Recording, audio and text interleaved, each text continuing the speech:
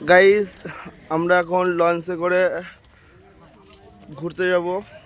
তারপরে এটা হলো তেজপাতা গাছ, ঠিক আছে। এই যে এখান থেকে আমরা একটা বোট বুক করেছি, এখন যাব ঘুরতে।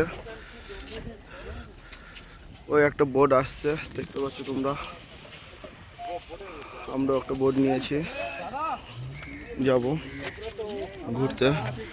দেখতে পাচ্ছ কত বোট রয়েছে, ট্রলার বলে এগুলো। এই যে আমাদের বড় স্যার চন্দন স্যার পান খেয়ে ঠোঁট লাল করে রয়েছে।